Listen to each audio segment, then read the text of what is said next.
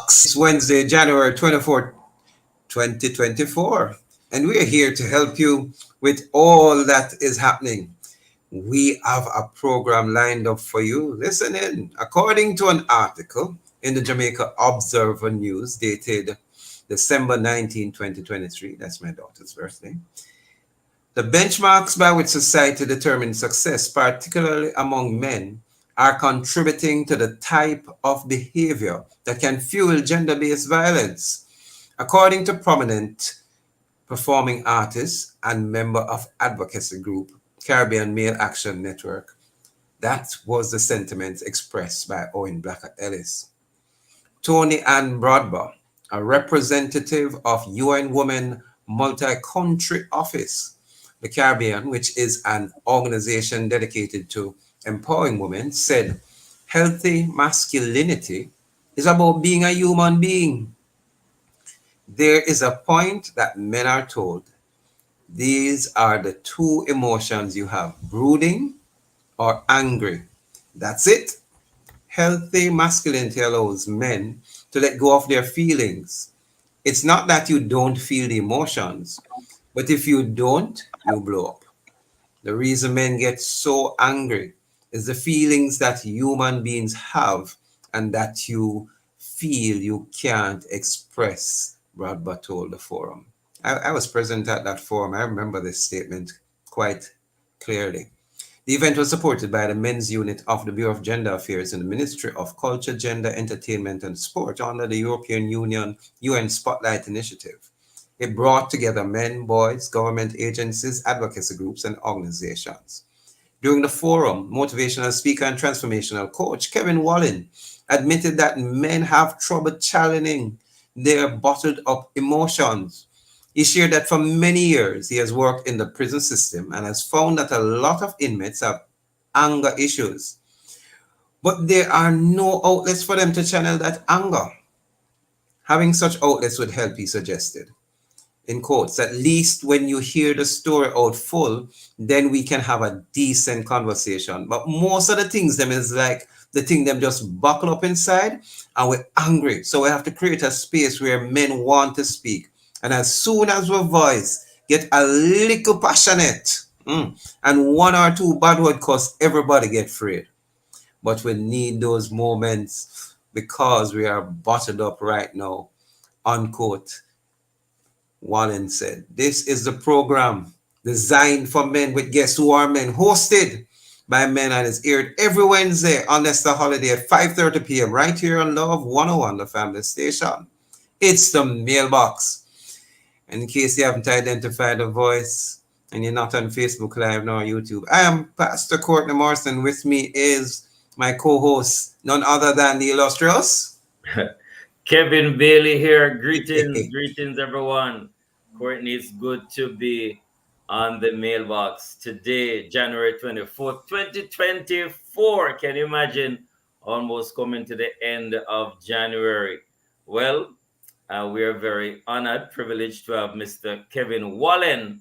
He is former executive director of the SET Foundation.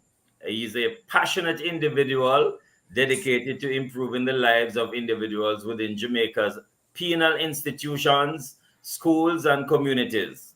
He has spearheaded initiatives such as establishing the first radio station in the general penitentiary and building computer labs within the prison system to support education.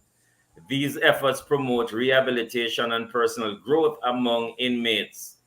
Ladies, yeah, me gentlemen, although the ladies listening to but man oh man, aside from his work in the penal system, Mr. Wallen is a respected motivational speaker and transformational coach. He has conducted personal development workshops for government agencies and prominent organizations in Jamaica. Furthermore, Mr. Wallen is a Harvard Fellow and the founder of the Jamaica Wrestling Federation. Courtney, don't joke with him. He aims to use wrestling as a tool for sports development in the country and as a behavior modification strategy for at-risk youth in the educational system. He represented Jamaican wrestling for the first time ever at the Commonwealth of Wrestling Championship and the Australia Cup in Australia, as well as at the 2018 Commonwealth Games in Melbourne. Mr. Wallen's dedication and commitment have been recognized by the Ministry of National Security, the Kiwanis Club, and the Rotary Club. In 2010, he received the Jamaica Award for Excellence for Civic Responsibility for the American Chamber of Commerce for his outstanding contributions to society. Through his roles and achievements, Mr. Wallen continues to inspire and empower individuals to pursue personal growth, education, and positive change. Man, oh man, we are very pleased to welcome Kevin Wallen. Sir, Kevin, namesake, welcome to the mailbox. I think you're muted. There you go. Right. Blessed. And thank you for having me. It's an honor. It's really a pleasure having you. I remember that meeting that we were at that day, and all that happened that day was. But we get a bit more into that and how men express themselves and why it's important for us too. Hmm. Man and man, we want to hear from you. We're live on Facebook and YouTube at Love 101 FM, Jamaica. Remember, you can leave your comments via our WhatsApp line at 876-997-3125. Ladies, what I say, we love you know. But guess what? This program is dedicated to men. So we're asking you to allow the men to call in. We love you know. You can leave your comments on our Facebook page, YouTube, or you can just remember that that's what we want. No calls or voice notes allowed. Kevin, what all the shout out thing go? Yes, so Sir Kevin, we have a thing, after three, we want all of us to say Mandaya, just in unison, so that them know we're very present. So after three, all of us, we're gonna say Mandaya. One, two, three. Monday. Mandela! Yeah. Not Monday. Mandela, Mandela. Monday. See? Yes. Yeah, man. We're Man here. in the place. And so straight away we want to get into this because we know how time flies when we're having fun. Sir Wallen, just at the outset, is it acceptable for a man to cry? Absolutely. Absolutely. I Mhm. think it's acceptable for all human beings to show our natural emotions. We were taught from an early age that we shouldn't cry because it's weak and it's this and it's that. But I think the appropriate thing to do is as we get older, you recognize certain things for yourself and you guide your children through it. So I think every person will have the ability to kind of guide their children through the way they see fit or the way they see best. But I believe that you should be allowed to express all your emotions. You shouldn't inflict them on other people, but you should be allowed to express them. Yes, and I don't think we have a morbid God. He gave us, as men, tear ducts and glands as well, and all the emotions equipped when He created us. I agree with Correct. you, sir. Remember, Yeah. if you want to even comment on that question, should men cry? Is it acceptable for men to cry? Remember, you can leave a text message. Men, you can leave voice note no longer than 30 seconds. 876-997-3125 is the number.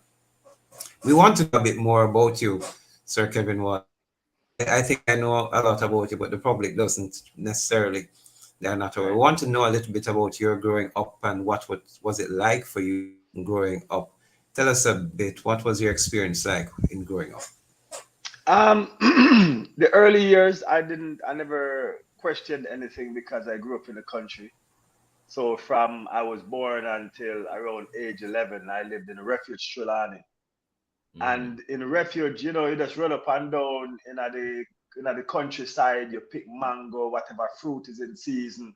You and your brother then go dig up some food and you get some butter and something and you go run a boat up in the bush. And it was a different kind of vibe. So I never felt poverty. I never felt any kind of lack at that point. I moved to Kingston when I was age 11. And when I moved to Kingston, things changed a lot. And so just having to fend for myself a lot of the times, just kind of found me in the streets and sometimes in places that I probably shouldn't have been. There's a gentleman in my community that sold newspapers. And so I started working with him. So I sold newspapers right at the corner of Oxford Road and Old Hope Road. After I sell the newspapers, you wouldn't make a lot of money from that. So after I sold my newspapers, I would beg for money. Just go up to people's windows with a crush up newspaper. Like you want to wipe off them window, because back in those days I didn't have one of those squeegee things. And just a treatment on the street. In my view at the time, I'm not thinking that I'm looking out to harm anyone. I'm just thinking that, all right, I need to get some food because I know there's no food at home. And I've been out here from morning selling newspapers. So I'm begging for food on that premise. I'm begging for money so I can go get some food. And so the things that you would see, like people would spit at you and people would just like call you the worst names in the book. And I'm just like, so if it was just to go on, the streets will toughen you up, but at the same time, it will also make you bitter. So I learned to deal with a lot of things, but at the same time, I lost a lot of, my own dignity, and I felt lower, and I felt, there's insecurities that you would develop going through that kind of thing. So growing up with that, it was always like I was searching for a father figure, or I was searching for something or someone to make me or to help me feel better about myself, because as a youngster, just about everywhere I went, it just felt, that it was always running into a negative situation, or always running into situations where people want to call you names. And, for example, back in those days, the word colorism was a bigger deal. And so everywhere I go, my brothers are lighter skin, and a lot of my friends were lighter skin. And everywhere I go, it's just like, you're black like dog, you're ugly like, and people don't understand the kind of effect that kind of stuff have on you. And especially the fact that you hear it from your family so much, as you're young growing up. So I grew up with a lot of insecurities. I grew up not really knowing, how to feel good about myself. I grew up not knowing, just not knowing what it feels like to have people that you felt genuinely loved you. Looking back and in retrospect, I could see that there were a lot of people in my life that loved me, but the way that they showed it and the way that I took the way that they showed it, it just did not connect. It's later on that I would look at it. For example, I had family members that when we did dangerous things like go thief over in the military camp and go swim in this deep pool that they have over there. And when we come back, the auntie we are good beaten. And I hated her for trying to, not see that we just want to have fun. And there's just like a lot of different things that they tried to protect us from that I didn't understand that they were trying to protect us. And I just felt like they were just beating us for nothing. So back then I didn't see that love. I was not able to make that connection then. But as I grew up as an adult and I started to look back at the things that we did and how dangerous some of it was, and just the fact that we were boys and they didn't know any other way but to try to control us the best way they knew how. So, Sir Wallen, yes. we're gonna take the story again. We're gonna go for our first break, and then you continue the story and tell us what start this transformation, and let us in a little bit more in your story. We're speaking with Kevin Wallen, Courtney Morrison, Kevin Bailey here. This is the Mailbox. We take our first break. We go to the studio. Then we will be right back after this. Yes, strong man, integrity man. I am a man. Hey man! I am a man. I am a man. I am a man. The following is brought to you by the Office of the Prime Minister. Applications are now open for the Jamaica House Fellowship Program.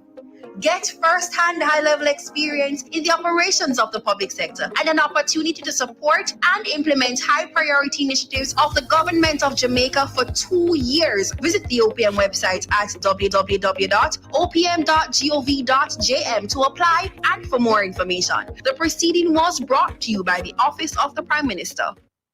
When you say phosphorus, you say electrical. SWA cables, conduits, transformers, and breakers. When you say phosphorus, you say lighting, chandeliers, and more. When you say phosphorus, you say LEDs and solar water heaters. Phosphorus is electrical, lighting, solar, and LEDs. Visit us today, Kingston, Maniville, and Montego Bay. Phosphorus. Oh, yeah. Welcome back to the mailbox. I'm Courtney Morrison, along with me is Kevin Bailey and our guest, Kevin Wallen. Man no ball and bite. This is part 2. You are listening in to Love 101 FM. Sir Kevin Wallen, Kevin, you are telling us your story about growing up and the insecurities and all the indignity that you faced. And Kevin is asking for you to continue the story and to tell us what started the transformation to carry you to the point where you're at. Let's hear the rest of the story.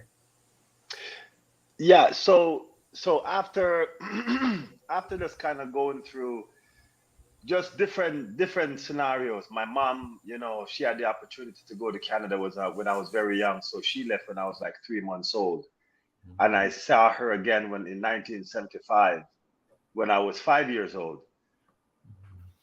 and then sorry, the next time I would see her after that is when I moved to Canada when I was 15 years old. I met my dad when I was 35 years old. So I didn't have them around, but I had my grandmother and my aunties. That's who I grew up with. And so when I had the opportunity to go to Canada, well, first when we moved to Kingston, because there was not a lot of money around, I dropped out of school from age 11. And so from age 11 to 15, I didn't go to school. What I did was I roamed the neighborhood. I washed people's cars. I cut their lawn. I did errands for people. And then when I got to about age 13, there was a man in my community that drove a tanker for Texaco, delivering gas all over the country or over the island. And and I'd gotten myself in a bit of trouble in the community because there's a guy that lived right next door to him, a soldier guy that was studying for a military course. I think he was in the military. He was studying for a mathematics course. So he had a geometry set. And because I wasn't in school, I went into his house. I used to cut his lawn and, stay with his son until they got home. And I went into the house and I saw this geometry set and I started to play with it. I was fascinated by it. And I started to draw circles and half a circles, and it came with a little pencil that you could put in there. And again, I wasn't in school and I was just fascinated by the thing. So I started playing with it. And then before long, I ended up at my house still playing with it. And some people would say I stole it, but I just kind of ended up at my house with it. So it's a big guy. And so when he came home in the evening, he was looking for his geometry set and he couldn't find it. And so he called the housekeeper and he asked her if she saw it. And she said, no, she didn't see it. And then he called for me. And when I came down and he asked me if I saw it, by that time he was steaming angry. And when I saw him, there's no way I knew he would kill me if he thought I stole his thing. So I told him I didn't see it. And so he told me to go home. And when I went home, it was in the evening. So I went home, and there's a tree close to my house, and I dug a hole as deep as my arm is long. And I buried that thing. I still know where it is today. Wow. And I went home. And early the next morning, he called me. He sent for me, and I walked down to his house. We lived in the same scheme, so I just walked a few chains down to his house. And when I got down to him, he was standing with one arm behind him, and the other arm, he was telling me to come closer to him. And as soon as I got closer to him, he grabbed me in my collar. And then from the next arm come out, and it was a machete, them Billy Mac cutlass. Wow. And him give me a beating in front of the community. People were going to school, people were going to work. I mean, it was at first it was just it was a licks, it was the steel blade on your skin that was really hurting. And then when I looked around and I saw my friends going to school and I saw groups of people standing up and looking and laughing and, teeth in teeth, the man things. And it was just like a spectacle. So for a while there, you have to carry that, you know what I mean? Because everybody in the community knows you're going to Mr. Allen house for teeth and geometry set. And that's why I beat you with my shit. and police, nothing came out of it. So what now happened is that Mr. Nugent, Mr. C, affectionately known, driver Texaco, he lived right next door. And even though he knew what happened, he would still allow me to come over his house, still allow me to cut his lawn, and he was into sound. He had a big sound system, and so he used to make the tuba hams himself. And I would sit there, and he would allow me to just kind of watch. And when he might eat lunch, and make sure that me get lunch too. And so his second, that he drives a tanker with, his second was sick. I was on leave and he wanted someone to come with him for the 2 weeks. And again, I was like 13 years old. And when he asked me if I want to come with him for the next couple of weeks when he might drive truck and thing, I was just like, what? Me get to drive pan truck, and that was like my biggest dream at the time. Is to be able to drive up and down in one of them big tanker. I didn't have any bigger dreams than that. That was the big dream. And so I got the chance to go to work. And not only did I get a chance to go to work with him, I got paid. And it was the first time that I got paid decent money. And it just kind of freed me up a little bit, so I could get food when I went down in the morning. I had breakfast and then I had lunch. I always guaranteed breakfast and lunch. And then I always had my little money to make sure that I can grab a little something on my way home or whatever the case is. So it changed my life a lot. But not only that, is he represented a father figure for me. Because this was a virgin, he was a very calm spirit. And so I can't remember ever asking him a question that him say, a foolishness, and don't ask me the foolishness. Yeah, I was like, you know what? I don't really know what that is all about, Kevin, but let me think about it and I'll get back to you. But he was always a very calm spirit. And that made all the difference in my world, because up until then, most of the people that I met in my lifetime, a lot of them were just very aggressive towards me and very mean-spirited. And back in those days, you say any and everything that come to your mind or come to your mouth, because you just want to, make people feel away. So my deal is, and I've been through so much. And so by the time I got to high school in Canada, I was a grown man. I felt like I had been through so much in Jamaica. So when I went to high school and I'm in classes with kids that are my age, but they've never seen the kind of life that I'd seen up until that point. Their moms are dropping them off at school and making them sandwiches and this and that. I've been roughing it. I've been hustling. I know I've been taking care of myself, for a very long time. So I felt out of place. And I couldn't read and write because I had stopped going to school for so long. I mean, I could do the very basics. And so I would be in a class and the teachers would ask me things and I would just be like, well, and the kids would sometimes laugh because my accent was there. I didn't know how to do basic things. So after a while, I just didn't want to be ashamed. I didn't want to feel that. So I just started to disrupt the class. When the teacher would ask a question of me, I would throw something at somebody. I would hit someone. I would, say something disrespectful. Kevin, get out of my class. Go to the office. And so I got into that. And then before long, I just started to hang out with a group of guys that were probably not the best group of people to be hanging around. And so I started getting into trouble. I started becoming one of those guys that felt like I had to be out front and loud all the time and just kind of always just going the extra mile to be that guy. And so one day I went to a volleyball game at my school. And while being at this volleyball game, there's a team that came to play my school and they were just really bad. And I thought it was my place to tell them what they were doing wrong and just kind of give it to them. And the coach from my school, he was disgusted at my behavior. And he came over and he says, Kevin, where are you supposed to be right now? And I'm saying, well, I'm supposed to be here. And he says, no, this is fourth period. You have a class. Which class are you supposed to be in? And I said, I don't have a class. I'm supposed to be. He says, no, you don't. And we argued for a little while and he just got fed up because he had to go back to coaching and he went back to coaching. And as he went back to doing his coaching and the game started again and I saw the same thing happening, I started to do the same thing, got loud, and the guy just turned around and he pointed at me. And there was something about how he looked at me this time around that I decided, you know what? I'm going to get out of this gym. And I snuck out of the gym and I was trying to sneak back into my class. It was auto mechanics.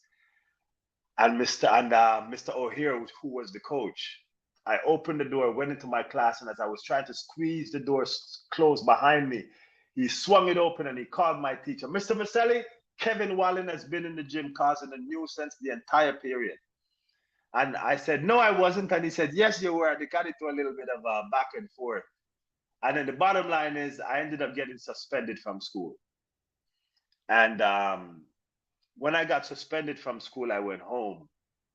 And I thought it was just like a great vacation because I didn't like school. I was struggling. I didn't understand why I was there. So when I got home, I was just comfortably. I was watching TV. I was eating a sandwich. My mom is always working. She's never home during the days. And for some reason on this day, she walks through the door and she goes, Kevin, why are you home? And I said, well, mom, I got suspended. She says, you got suspended for what? And I said, well, I went to watch a volleyball game in the gym. I was laughing because the other team were not very good. They asked me to leave. I left. And then they suspended me. She says they did what? And so she decided she was going to go up to the school and straighten them out. And what really happened that I got suspended is because I thought Mr. O'Hare overstepped his boundaries with me. And so I called everybody in the school and told them that I was going to have a showdown with Mr. O'Hare. And so after school, I called everybody and I stood in the auditorium. I stood in the foyer and waiting for him to come out of the gym, and I stood face to face with him. And I don't know how come it didn't get physical because I was so angry. And I said some of the nastiest, some of the meanest things that I could think of. Everything that I could think of that was bad, I said to him. Some of it didn't even make sense. And he kept on looking at me and he says, Kevin, calm down. You're going to regret this. Kevin, just calm down. You're going to regret this. And I didn't want to hear any of it. I just said everything. And so when I ran out of school on Friday, on Monday when I got to school, I heard my name called and the announcements to come down to the office. And that's when I got suspended. So when my mom came up to the school and they told her the truth about what happened, she came back home. And when she came back home, she saw me sitting there watching television, eating, and she looked at me and she goes, you're becoming a loser, and I have no room in my life for losers. And once she said that, it's just like it clicked something in me. She didn't even have to say another word. I understood. And then she didn't stop. She just kept on driving it in. She says, when you lived in Jamaica, you used to call me, run up my phone bill every day. Mama, please come get me. I'm dying down here. This is happening. This is wrong. Everybody's treating me this way. All kind of things. You complained and you begged to come here. And here's your opportunity. You're now in Canada. You have an opportunity. All you have to do is to go to school and get your education to better yourself. And this is how you're using that opportunity. She says, you're a loser and I have no room in my life for you. And as she said it, I'm bawling. And she said, for the days that you're suspended, I don't want you in my house. And I said, well, what am I going to do? She goes, you can sleep here at night, but during the daytime, you're not here. This is not a vacation. Get out of my house in the morning, just like you're going to school.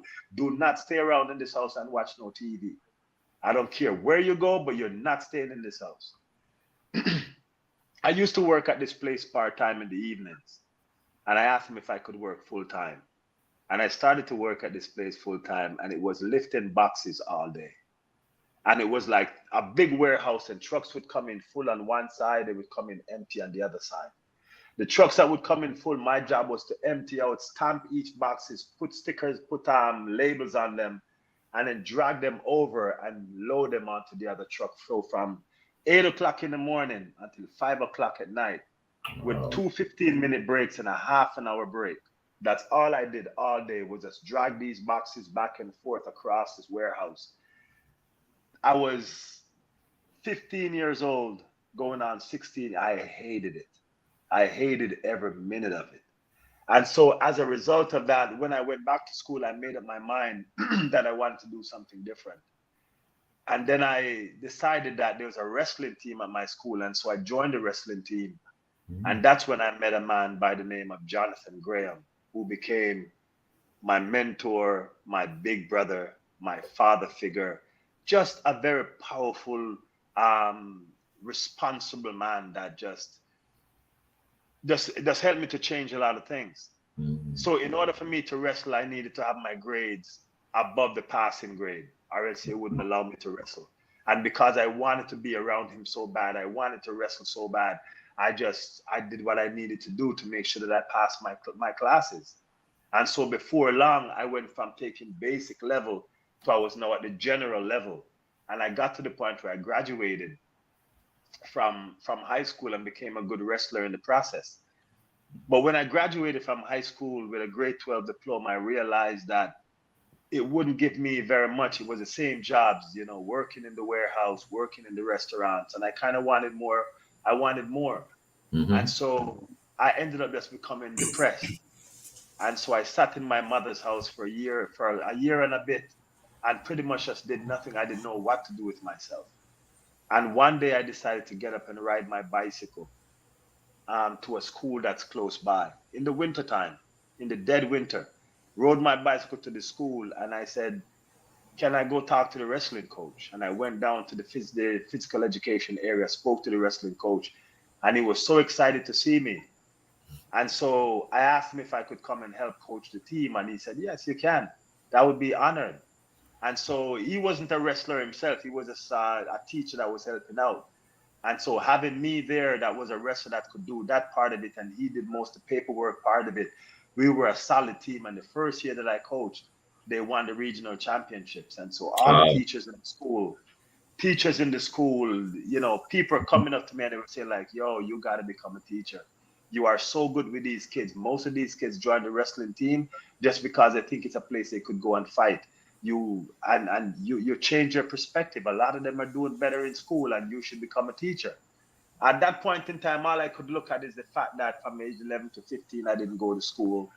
From, grade 9 and 10, I took basic. 11 and 12, I took general. I didn't really like school. I didn't really get through it with any top kind of anything. So I just started, and there's no way a university is going to accept me with the kind of grades that I was getting, I thought. But I was 21 years old at the time, and in Canada, you can get into university at 21 years old as a mature student. And so I was admitted without them looking too much at my grades, but more so at the fact that I was 21 years old and considered an adult making an adult decision. I want to pause you there, Kevin. I want our listeners to know we're speaking with Kevin Wallen, who is a Harvard Fellow and the founder of the Jamaican Wrestling Federation. He is a motivational speaker. He is a great gentleman. He's been telling us about his life and what transformed him. We're going to listen more to what he has to say because I really want to get into the part where we talk about man, Nuh Bawl, and bite. And it's now 3 minutes past 6 and we go up to 6:28. So help us to get along. I'll wrap it up. I'll wrap up this part of it with this next couple of minutes. So what happened is that I tell the story because along the way I got a ton of help. At the time when I was probably just at my worst, there are always people just to kind of encourage me and see things in me that I did not always see in myself. And so when I take a look a lot of what's going on right now and what I see going on with men, especially because that's what we're talking about today, when I see what's going on with men, I know a lot of them have been through stuff and they didn't get it. They don't know how to put it down. Like when I started dating, when I started, having my first set of relationships, all I could see is just my cantankerous relationships with the females that I grew up with. And so my partner wasn't that person, but she reminded me of some of them and she triggered some experiences in me. And so I had to learn. And for me, I went through so many different things. I went through different transformational courses. I did a lot of research. I did a lot of work. And so when I think about the amount of work that I did and the fact that I still have my moments, you know what I mean? So I wonder about someone who doesn't even know that they have triggers, who don't even recognize that the fact that their mother take away a lollipop from them and give to them sister, when she dropped fear one, they don't know how much that is carried even into adult state, and that's the reason why he hates his sister, and that he has a deep-seated resentment with the mother over a lollipop.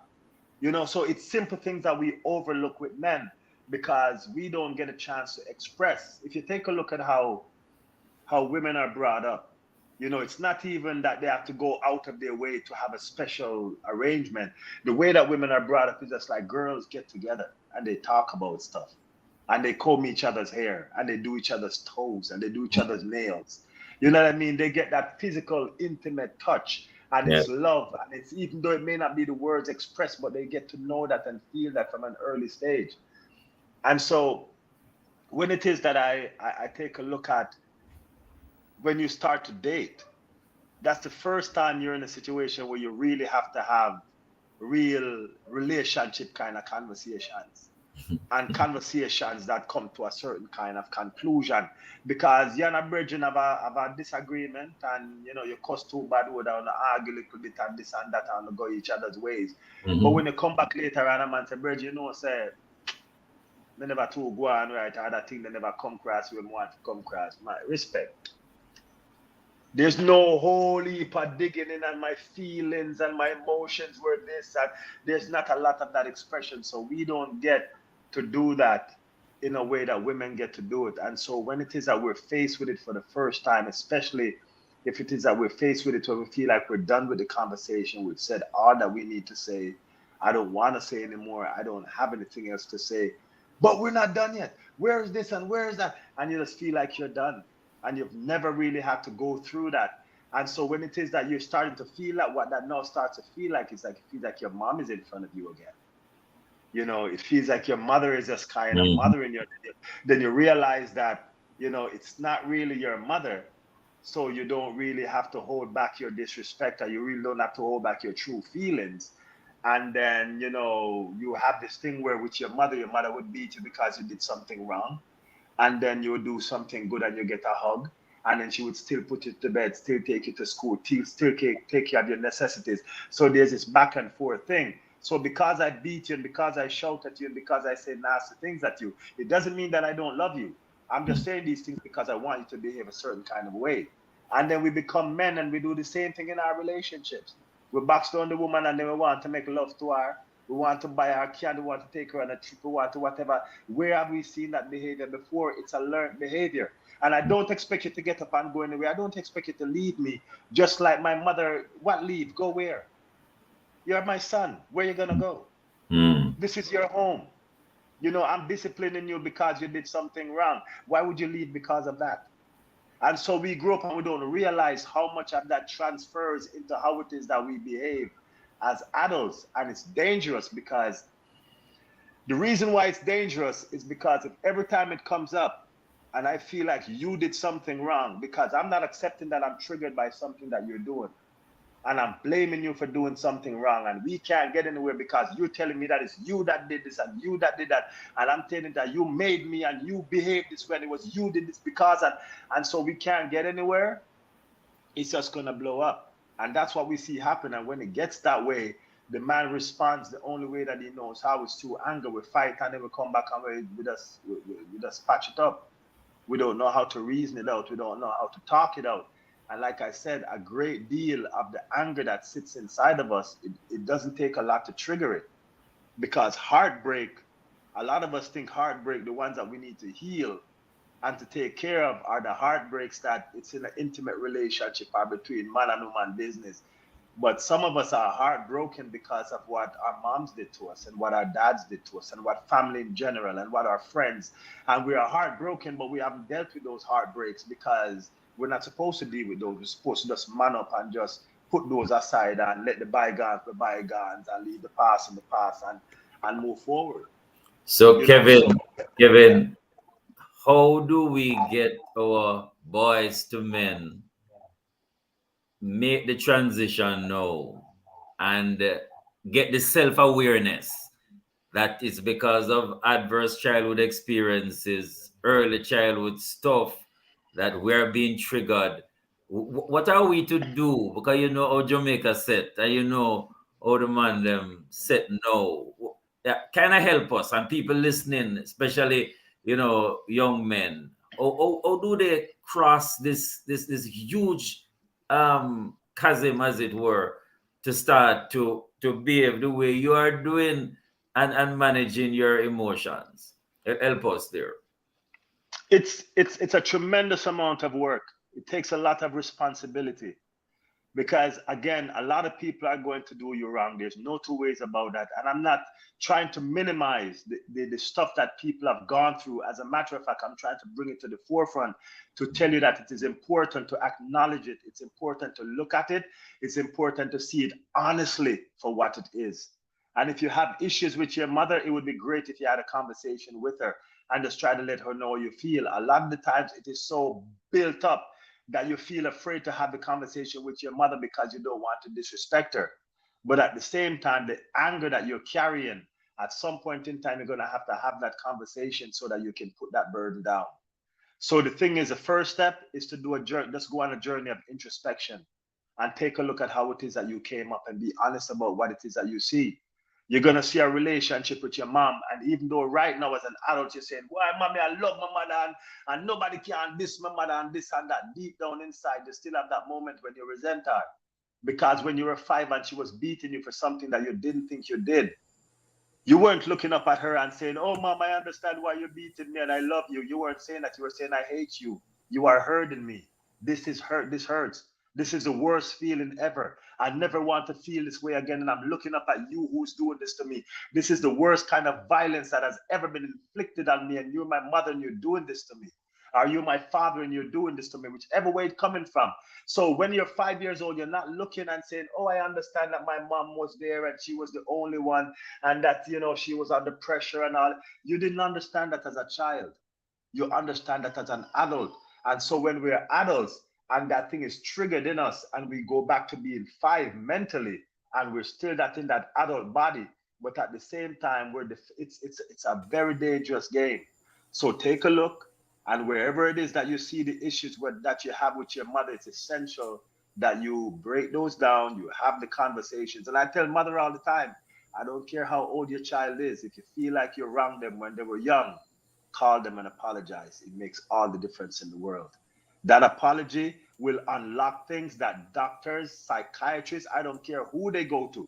An apology from you for something that was done to them, especially if it's something that them keep on bringing up and you keep on, you know, minimizing it.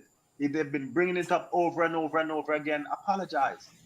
You know what I mean? Look into yourself and apologize for what it is. So again, as we go into the introspection stage, we're going to see aspects of ourselves that were great. We're going to see how we behaved in ways that were good, and we're going to see how we behaved in ways that were not so good. Be honest about what it is. And so you're going to realize that your life is where it is because of some decisions that you made. Whether it is that you were triggered by something, whether it is that you were convinced or whatever by someone else, these were your decisions and these were choices that you made at the end of the day. So your life looked the way that it does because of how you've been showing up. Whatever your influences are, I'm not minimizing them, but your life look the way that it does because how you have been showing up in your life. And so in order for you to shift that, once you get honest, you're going to start seeing the people around you differently. Because right now we spend a great deal of our time judging the people around us, and really it's ourselves. Because when it is that you take a look at you honestly, and you see the things that you don't like about yourself, and if it is that you were to see it in another human being, you wouldn't like it. You have to acknowledge that, and you still have to learn to love yourself. You still have to be at peace with yourself. You still have to live with yourself. So why wouldn't you give others the same grace? And once you're able to give people around you grace and recognize that what they're doing, that's just a part of they're on their journey. They're doing what it is that they're doing. So whatever it is that you're up to, you have to be the one. It's incredible that all it's a difficult thing to take responsibility, but ultimately it's what it is that will give us that freedom that we so seek. You know, and the Bible does say it itself, you know, Kevin, you have to love your neighbor as you love yourself. You know, so Yeah. we have to learn to love ourselves firstly. Want to talk to you about 2 other things that happened at that meeting that were December 19th, but we're up on our final break for the afternoon, for the evening. It's 15 minutes past 6 on the 101 FM. This is the mailbox. Kevin Bailey, Courtney Morrison, along with Kevin Wallen. We come right back after these messages. I am a man, I am a man, I am a man, yes. Strong man. Something smells good. When you're cooking or baking, begin with the best. The trusted tradition of Benjamin's vanilla flavorings and colorings. Mix it, stir it, blend it all around and create something spectacular. Whether you're making cakes, custards, puddings, punches, or savory meals, Benjamin's vanilla flavorings and colorings add that special touch to everything. And here's something else special. Benjamin's ginger, nutmeg, cinnamon, anise, and mixed spice are now available in liquids. Yes, everything tastes better with Benjamin's. Benjamin's, a trusted name for over a century. Looking for the next big couples event? Join the New Foundation Christian Ministries Together We Thrive Couples Fest 2024. Enjoy live music showcase, Couples Sound Clash at Summit Kingston, February 10th at 7 p.m. Tickets $7,000 per couple, inclusive of light refreshments. Sponsored by Summit Kingston, Mattox Health and Fitness, Edgelights Media, and Immaculate Modeling Agency. For tickets, call 876-571-8217.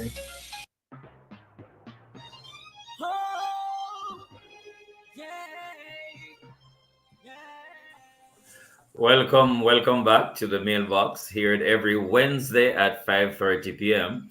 And we have been having a very challenging, informative, interesting, empowering conversation with Kevin Wallen, Courtney Morrison, Kevin Bailey in the place. I have to do a shout out to Anne Marie, that goes to Fellowship Tabernacle Portmore. She says, yeah, tell Pastor Courtney, big ups are at Lunch Hour Kingston Keswick. And Althea Moore of Bethel Baptist Adult Learning Center doing a marvelous job with the students. Yeah, must big us up as well. She listened to the mailbox all the while. And I have to put a plug for Kingston Keswick. We have our men's gathering this Saturday coming at Guardian Life Auditorium there on Trafalgar Road. And we're going to look at engaging the community through effective ministry. We have Dr. John Neufeld, National Bible Teacher for Back to the Bible Canada and Jamaica. And every evening at Boulevard Baptist, 7 p.m. he's there. On the panel discussion, we also have Dr. Orville Plummer, Dr. Henley Morgan, and Lara Madden. So inviting the man them, please register 8:30, and there's breakfast and all of that. We're gonna have a conversation. So I had to put in a plug there. Courtney, I know you have some questions again, and we have to make use of Kevin Wallen. It's not often we get this opportunity. All right. So yeah, he's a great gentleman.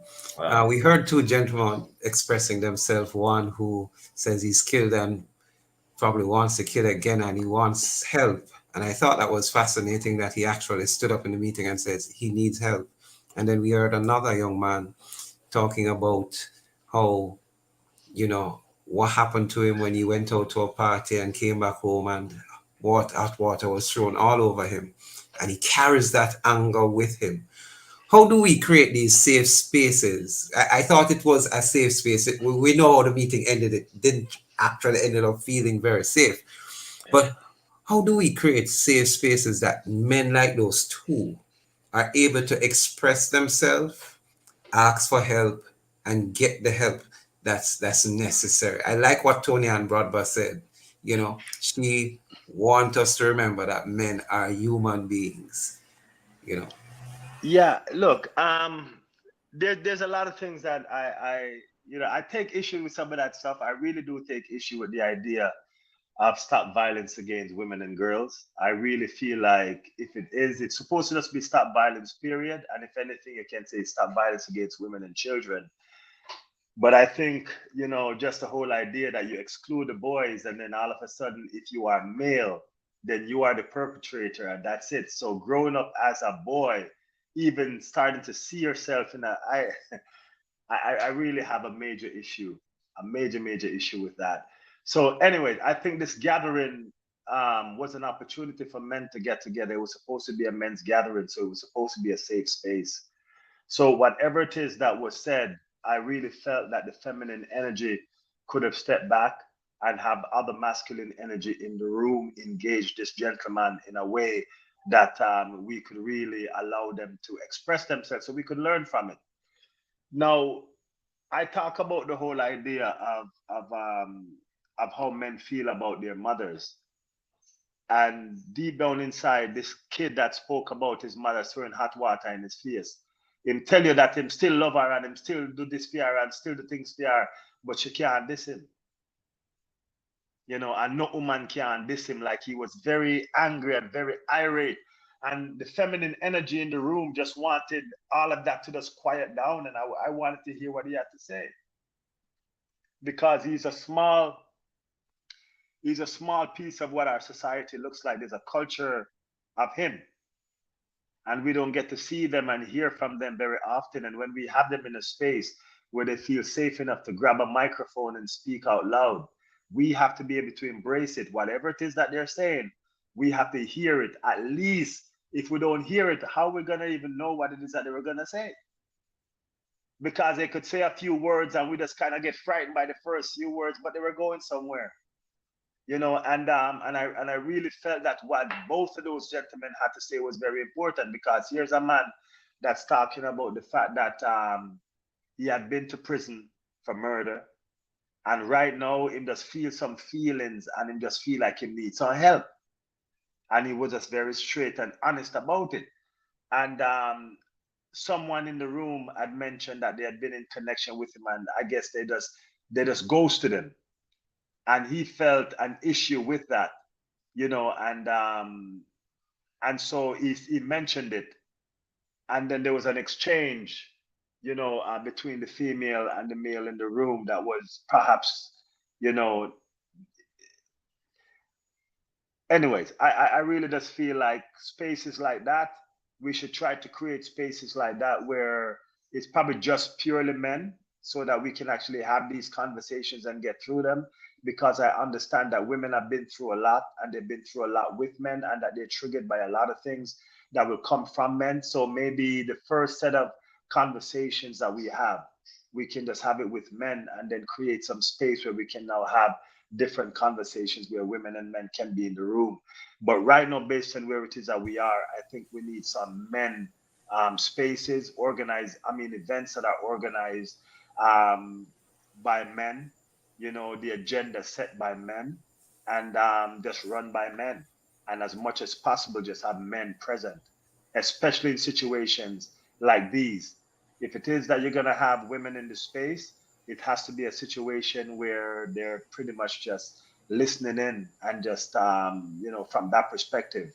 But there are other meetings that we can do a joint thing. But I think first and foremost, I would love to hear what these men have to say. Thank you. I must commend the Spotlight Initiative and the UN Women, though, for wanting the men to come together. I know Reverend Jason Downer, president of Magava, has created what he calls an ANGAD, and he's putting on a forum with for high school students, because we're recognizing that even at that stage, young boys are becoming more and more angry with our women, and so we need to even do that. We have some forums. We need to talk about, there's family life ministries. We want our men to hear that these forums exist, and we are hoping to create wider spaces for them to be able to do that. You, Sir Kevin Wallen, you do a number of things. Tell us a bit about some of those things that you do, where you go, and how men can come to express themselves so that they can get help. Well, right now I'm doing a lot of work with the Kingston Central Police, in the sense that we go into the communities, some volatile communities, and we just sit down on the corner, we talk to the youths then, and we spread a message of love and hope and understanding. I do this thing, the One Love Rebellion. And so for me, the One Love Rebellion just signifies that the people in our society that we think are not deserving of love are the ones that are more in need of it. Right. And so I rebel against anything that says we need to leave anyone out. I rebel against anything that says we need to hang our people and kill our people and shoot our people and destroy our people. Energy cannot be created or destroyed. It can only be transformed. Therefore, the energy that we see in our inner city communities, all of the stuff that we see, the only option that we have, one only option, is to transform it. There's no other way. By killing each other, whether it is the police killing people or you're locking up people in prison, if it is that we don't find a way to transform the energy, that is nothing will ever change. And so where it is that Kevin, you have said a lot, and we want you to help us, especially because we have lots of people in the church listening, and many churches. I want you to give a challenge. How can the church help from where you sit and what you're experiencing, creating these safe spaces for the men? How can the church help in a great mission like this? You know, I think in a time like this, what we need are leaders. And we don't need leaders that talk. We need leaders that exemplify. So you have to talk the talk, you have to walk the walk. And so we need leaders that have taken the time to go on their own journey, to find their own space and to find their own, niche. And so you can encourage others and you can inspire others to find their own. Right now, what it is that we have is that we have people that are trying to get people to go to something that they themselves don't understand. So what it is that I suggest is that all of us become that example. And how you become that example is you start by taking care of yourself, and simple things like eat better, exercise, make sure that you're feeding your mind, make sure that you're becoming that person that it is that you want, you want people to follow that example that you're trying to. So don't talk to me about what it is that I should do if your life doesn't look like it. So what it is that we should all do is take some time to clean up our own spaces, and then we can move from there. Wow, powerful word. Final comment, even as we are at the end of the show, Kevin, what would you want to say to our men, especially those who feel downtrodden, beaten, discouraged, disappointed, angry, hurt? What are your final charge to them, Kevin? My final charge to them is that the universe is unfolding as it should. You are where you're supposed to be. Be patient with your process. Be mindful of your steps. Everything that has gone on in your life has brought you here, the good, the bad, and the ugly. Take a look at it, be honest about what it is that you see, and make the necessary adjustments. If you don't do that, it doesn't matter what you do, doesn't matter what you say, nothing in your life is going to shift. It's when you recognize that you have some patterns that have been plaguing you all your life, and if it is that you continue those same patterns, nothing is going to change. Nobody is on this earth that's simply to suffer. And what that simply means is that nothing is wasted. Everything that you've been through, there was a lesson that you learned. There's something that you got from it that can propel you to higher heights. There's something that you can withstand, something you can go through. You're a survivor. You're always learning. So where I look at it is that you're exactly where it is that you're supposed to be. Your next step comes up and you have the opportunity to make it a greater step than before, if it is that you're honest about what it is that you see when you look at who it is that you are and how it is that you become who it is that you are. Oh. Love it, love it, love it, love it. There's a new term. They don't say we're survivors, they say we're overcomers. The Bureau of Gender Affairs have actually said we don't talk about survivors anymore. We say overcomers. But you are where you are supposed to be. Make the next step greater than where you're at. We say thanks to Dr. Nadine Blair, Operations Programs Manager, Jermaine Johnson, our producer, Timoy Butler, Technical Support, Raquel Robertson, Digital Media. Thanks to you, Sir Kevin Wallen, for being here with us. We appreciate the time that you took to be here. Blessings. The pleasure is mine. We end the show with this quote: everybody can be great because everybody can serve. That was said by Pastor Michael Basdeo. Yes, this was the program designed for men with guests who are men. So great to have you. Thanks again, Kevin. Really appreciate your contribution. Anytime. Catch you next week, Wednesday, January 31, 2024. Special guest, Reverend David Grant and Minister Keno Johnson for our first Fellow Mentor. Yes, Fellow Mentor. And indeed, it's our first stop. Same place, same time, inside the mailbox. Next week, Monday. Monday. I am a man, yes.